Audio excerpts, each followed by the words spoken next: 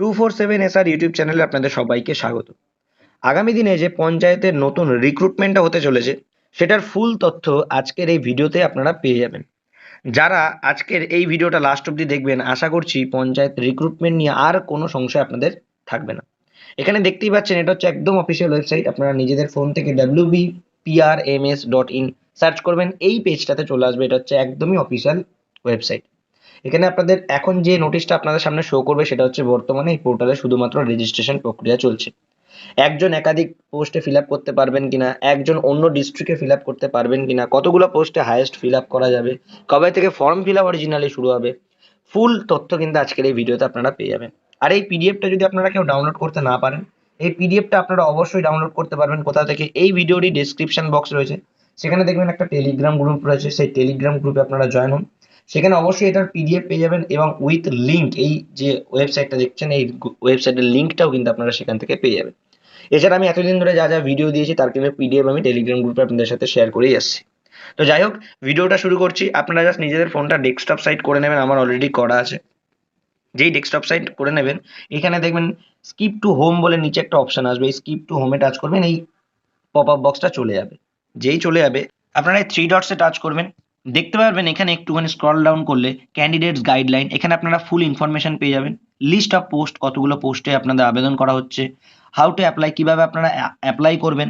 কিন্তু আমি আজকে যেটা নিয়ে আপনাদেরকে ভিডিওটা করছি সেটা হচ্ছে আপনাদের অনেকগুলো প্রশ্নের উত্তর আজকে এই ভিডিওতে পাবেন, যে কে কতগুলো পোস্টে আবেদন করতে পারবেন, যেগুলো আমি একটু আগে বললাম। তো এটা আমি জাস্ট ওপেন করতে পারছি না, দেখবেন এখানে তুললেও আসছে না, যেহেতু আমার ডেস্কটপ সাইটটা অন অফ করা। আমি একটু ফোনটা ঘুরিয়ে, এই যে দেখতে পাচ্ছেন FAQ রয়েছে, আপনারাও একটু ফোনটা ঘুরিয়ে নেবেন। এর জন্য আমি এক্সট্রিমলি সরি যে আমি এটা আনতে পারছিলাম না। যাই হোক, এই যে FAQ বলে যে অপশনটা আছে এটা আপনারা পেয়ে যাবেন ফোনটা যখনই রোট করবেন। তো এই FAQ যেটা আছে সেটাতে যখনই আপনারা টাচ করবেন, দেখবেন একটা পিডিএফ আপনাদের সামনে ওপেন হবে। FAQ ইন ইংলিশ, এই যে দেখতে পাচ্ছেন বাঁদিকে রয়েছে FAQ ইন ইংলিশ আর FAQ ইন বেঙ্গলি। আপনারা জাস্ট সিম্পলি বেঙ্গলি যেটা আছে সেটাতে টাচ করবেন, দেখবেন অ্যাটাচমেন্ট 1 বলে একটা পিডিএফ দেখতে পারবেন। এই অ্যাটাচমেন্ট 1-এ টাচ করবেন, দেখবেন একটা পিডিএফ আপনাদের সামনে ওপেন হবে। আমার অলরেডি ওপেন করা ছিল, আমি আরেকবার ওপেন করে আপনাদেরকে দেখাচ্ছি। FAQ এখানে কি বলা রয়েছে, একদম অফিসিয়াল ওয়েবসাইটের বলা রয়েছে কি, এখন ভালো করে দেখে নেবেন। WBPRMS পোর্টালে রেজিস্ট্রেশন ও আবেদন করার কোনো নির্দেশিকা আছে? উত্তর, প্রথমে পোর্টালে রেজিস্ট্রেশন করে লগ ইন করুন এবং প্রোফাইল তৈরি করুন। প্রোফাইলে অবশ্যই শিক্ষাগত যোগ্যতার সাথে সমস্ত মৌলিক বিবরণ পূর্ণ করতে হবে। এরপর পূরণ করা সমস্ত বিবরণের জন্য উপলব্ধি নথি আপলোড করতে হবে, তবেই প্রোফাইল সম্পূর্ণ হবে। প্রোফাইল সম্পূর্ণ হলে যোগ্য কোনো নির্দিষ্ট পোস্টের জন্য আবেদন করা যাবে। আশা করছি এটার উত্তর আপনারা পেয়ে গেছেন। সেকেন্ড অপশনে কি বলছে, আমি কিভাবে WBPRMS এর চাকরির জন্য আবেদন করব। এখানে উত্তর আছে, এখনো পোর্টাল প্রোফাইল তৈরি না করা থাকলে প্রথমে রেজিস্ট্রেশন করুন, তারপর রেজিস্টার মোবাইল নাম্বার দিয়ে পোর্টালে লগ ইন করুন। লগ ইন করে প্রথমে ড্যাশবোর্ড পেজে আসবেন, তারপর ক্রেডিট প্রোফাইলে যান। আচ্ছা, এই যে প্রসেসটা সেটা আপনারা যদি ক্যাফে থেকে ফর্ম ফিল আপ করেন অলরেডি তারা জানে, তারা সেটা করে দেবে।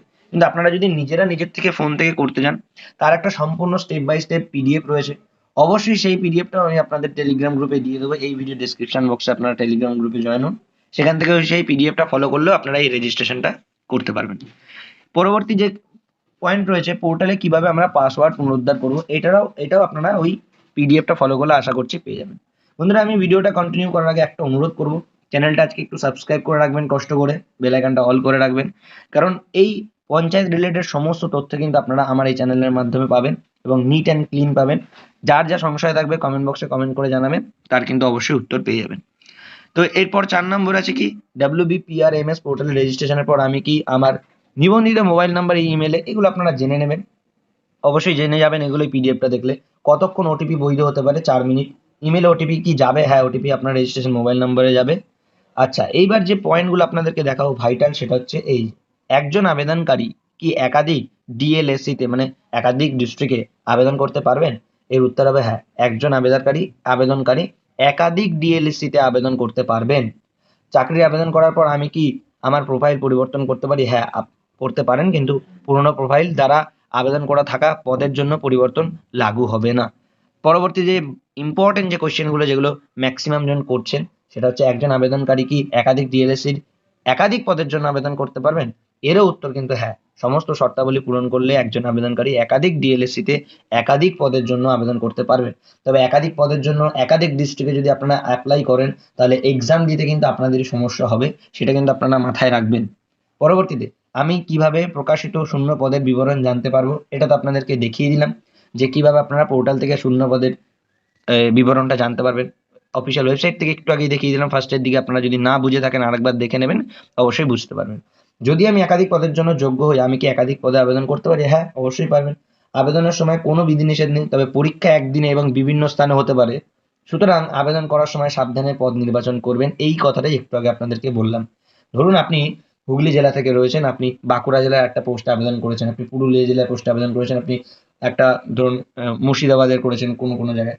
তো এই যে আপনি এত দূরে দূরে করছেন বা অন্যান্য ডিস্ট্রিক্টে করছেন, তাতে কি হবে? হুগলি জেলাতেও যদি একই দিনে পরীক্ষা হয়, আপনার যদি একই সাথে পুরুলিয়া জেলাতেও পরীক্ষা হয়, আপনি কি যেতে পারবেন? তাহলে তো হেলিকপ্টার ভাড়া করতে হবে আপনাকে। তো সেটা পসিবল না একদমই। তাই এটা বুঝে শুনে কিন্তু আপনারা ফর্ম ফিল আপ করবেন।